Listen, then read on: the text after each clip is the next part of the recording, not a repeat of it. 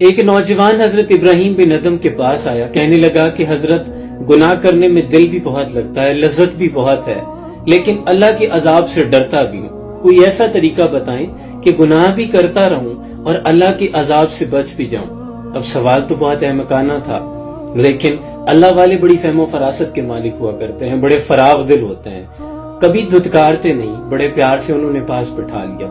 جیسے اقبال نے کہا کہ نگاہ ولی میں وہ تاثیر دیکھی، بدلتی ہزاروں کی تقدیر دیکھی۔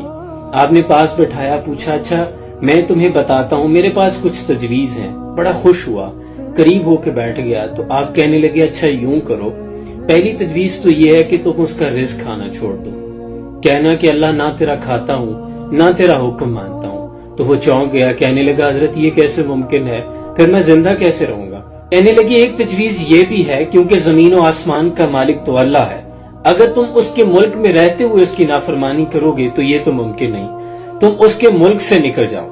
اور سورہ رحمان میں اللہ فرماتا ہے کہ اے جن و انس، اگر تم نکل سکتے ہو تو زمین و آسمان کے کناروں سے نکل جاؤ، لیکن زور کے سوا تو تم نکل سکنے ہی کہ نہیں۔ کہنے لگا حضرت بھلا یہ بھی کیسے ممکن ہے، گھڑے کی مچھلی گھڑے کے سوا کہاں جائے گی، میں اس کی زمین سے کیسے نکل سکتا ہوں؟ تو کہنے لگے اچھا پھر یوں کرنا، جب ملک الموت تمہارے پاس تمہاری روح قبض کرنے کے لیے آئے تو کہنا تھوڑی سی مہلت دے دو، میں توبہ کر لوں۔ تو کہنے لگا میں نے تو سنا ہے کہ وہ ایک لمحے کی مہلت نہیں دیتا، روح قبض کر لیتا ہے۔ کہنے لگے اچھا ایک تجویز یہ بھی ہے کہ جب منکر نکیر تیرے پاس قبر میں سوال و جواب کے لیے آئیں تو کہنا کہ بغیر اجازت کیوں آئے ہو۔ تو کہنے لگا یہ کیسے ممکن ہے، وہ کسی سے اجازت طلب کریں، وہ تو اللہ کے حکم کے پابند ہوتے ہیں۔ تو بزرگوں نے کہا اچھا ایک تجویز یہ بھی ہے کہ جب قیامت کے روز حشر کے میدان میں اللہ تیرا اعمال نامہ کھولے اور تیرے گناہوں کو دیکھ کر تجھے جہنم میں گھسیٹ کے لے جانے کا حکم صادر فرمائے تو فرشتوں سے کہہ دینا کہ میں نہیں جاؤں گا، ضد کر لینا۔ تو کہنے لگا اللہ اکبر، یہ کیسے ممکن ہے کہ اللہ کے دربار میں وہ تو بادشاہوں کا بادشاہ ہے، میری بھلا کیا حیثیت ہے؟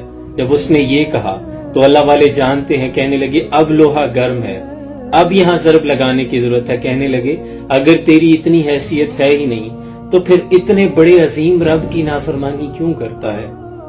فوراً سے کہہ اٹھا میری توبہ، آج کے بعد میں گناہ نہیں کروں گا، وہ بڑا عظیم رب ہے، میں اپنے گناہوں پہ نادم ہوں اور توبہ کرتا ہوں۔ اللہ کریم سے دعا ہے اللہ مجھ سمیت تمام مسلمانوں کو حیا اور پاک دامنی نصیب فرمائے، راہ حق پر صراط مستقیم پر استقامت عطا فرمائے۔ اپنے بہت سا خیال رکھیے، سلام۔